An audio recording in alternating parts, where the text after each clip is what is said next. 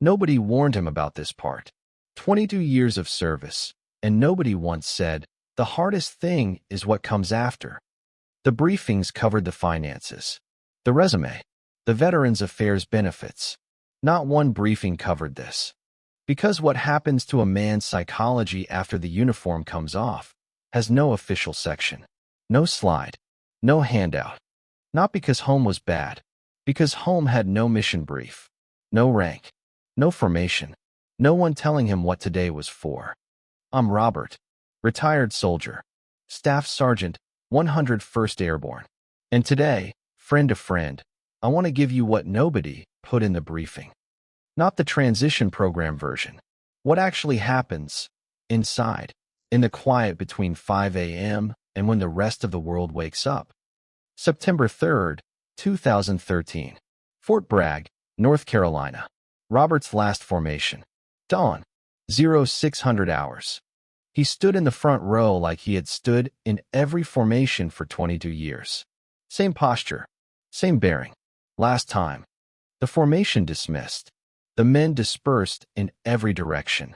And Robert stood there for 37 seconds, alone, before he walked away. 37 seconds. Not because he was upset, because no coordinate on earth carried his name anymore. For the first time in 22 years, no coordinate on earth carried his name. And he stood with that for 37 seconds before walking to his car. And for a man whose entire adult life had been organized around walking towards something specific, that open field felt like standing at the edge of a map. The psychology research calls what happened in that field role exit. The specific disruption that occurs when a person's primary social role, the one that organized everything else, is removed. Not just losing a job. Role exit is when the organizing principle of your entire identity stops, and the self has to search for what replaces it. Dr. Helen Rose Ebaugh at University of Houston spent decades studying role exit across every profession. She found one pattern that applied to all of them. She called it residual identity, the part of the role that stays in a person after the role officially ends. In veterans, it was the largest of any group she studied. Because military identity is not a job identity. It is a total identity. It tells a man how to dress, speak, assess a room, what to value, who to trust, all of it. And on September 3rd, 2013, all four went silent. In the same parking lot, in the same 30 seconds. The first 6 weeks felt like the longest leave of his career. And then week 7 arrived, and the leave feeling didn't. Week 7, 5:12 in the morning. Robert at the kitchen table, coffee going cold, and no briefing coming from anywhere on earth. He sat there until the sun came up, and then he went to the garage and organized it for the second time that week. Not because the garage needed organizing, because he needed something that needed doing. Any mission, even a garage one.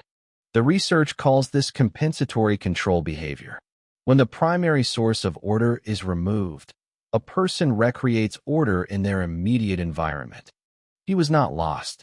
He was doing what the human mind does when its organizing principle is removed, recreating order wherever it can find a surface. There is one specific morning in every retired soldier's life.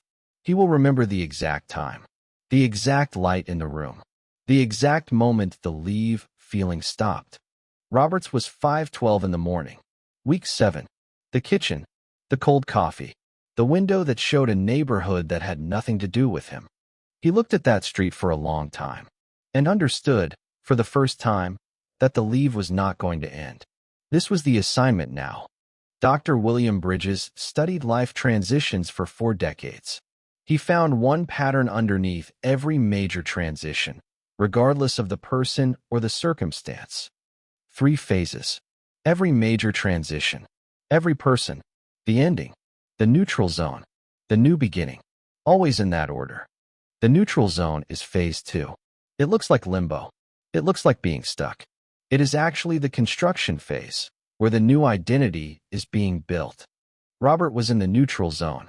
And the neutral zone, for a man built for 22 years of mission, feels like the worst possible place to be. And it is supposed to, because what is happening in the neutral zone is the most demanding construction project of his entire career. 3 things happen to a man's psychology inside the neutral zone. 3 specific things that have names now. First, the scanning never stops. The hypervigilance that kept men alive in service keeps running in every civilian room, without a mission to apply it to. Restaurant, back to the wall. School auditorium, eyes on the exits. Parking lot, threat assessment complete before his hand touches the door handle. It kept men alive in Kandahar. In retirement, it runs every day and never received the stand-down order. Second, purpose vertigo. When external purpose is removed and internal purpose hasn't formed, a man mistakes the searching for being lost. For 22 years, the compass had 4 fixed norths: rank, unit, mission, men, all pointing the same direction. Every morning. In the neutral zone, the compass has no fixed north, and a man who has always had a fixed north mistakes the searching for being lost. The searching is not being lost.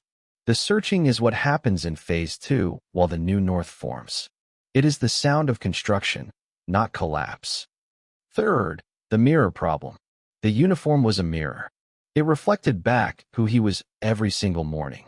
In the neutral zone, the mirror is gone. For 22 years, the mirror said, Staff Sergeant Robert, 101st Airborne. This mission, these men, every morning, without being asked. In the neutral zone, he has to learn to be his own mirror, to look at the same face and provide the answer himself.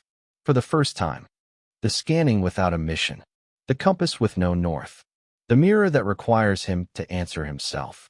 3 things, in the neutral zone, every retired soldier faces. Now here's what the research says about how long the neutral zone lasts. And this is the part one needed to hear at week 7, and nobody said. Dr. Bridges found that the neutral zone for major life transitions typically lasts 1 to 3 years. 1 to 3 years. Not weeks. Not months. 1 to 3 years, not because something is wrong. Because building a new identity from the materials of 22 years takes exactly that long. I want to tell you about a Wednesday afternoon, 8 months into my retirement. A hardware store. An older man with 2 pipe fittings. He was in the plumbing aisle. Confused. 2 pipe fittings. Neither labeled clearly enough. I passed him without meaning to stop.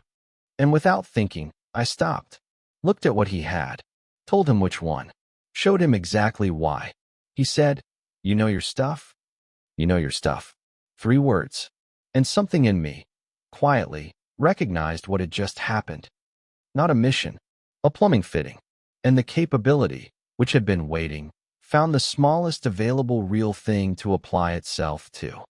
The neutral zone doesn't end dramatically.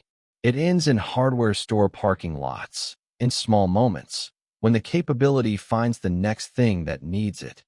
3 things that work. Not programs. Not workshops. 3 things starting from exactly where you are right now. First, name where you are. Phase 2. The neutral zone. 1 to 3 years. Expected duration. Construction, not collapse.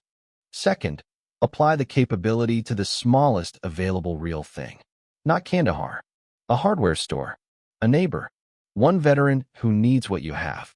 Third, give the scanning a new assignment. Not an enemy. A problem worth the attention that 22 years built. The capability was not gone. It was not retired. It was waiting, in a hardware store parking lot, for the next thing that actually needed it. Some part of him never left that parade ground. And that part, the part that stood there for 37 seconds, is the part that is still building. The neutral zone doesn't end on the parade ground. It begins there. And for this man, it was always going to lead somewhere real. The hidden psychology of life after military service is not about what was lost. It is about what was built and what it is building right now. The scanning is running. Good. It will find something worthy of it. The compass is searching. Good. The new north is forming. The mirror is silent. Good. A man who builds his own mirror builds it to the actual size of what he is, not the size the rank was allowed to confirm. September 3rd, 2013. He stood alone on the Fort Bragg parade ground for 37 seconds. He didn't know it then, but that was the first 37 seconds of the most important mission of his career. If this name's something you've been carrying without a name, drop it in the comments. Which one hit hardest? The scanning, the purpose vertigo, the mirror problem? Because naming which one is the beginning of navigating it. And navigating it is the only thing this video was ever about. Share this right now with one man who is standing alone on his own parade ground and doesn't know yet that the 37 seconds is the beginning. Not tomorrow, right now, because the neutral zone is moving, whether he knows where he is or not. And a man who knows where he is moves differently. He is not broken. He is in the neutral zone. And the neutral zone, for a man built like this, leads somewhere. It always has. The uniform came off. The capability didn't. The scanning is still running. The compass is finding north. The mirror is being built. The uniform came off. What it built is building the next thing. Right now, on a Wednesday, in a hardware store parking lot. Drive on.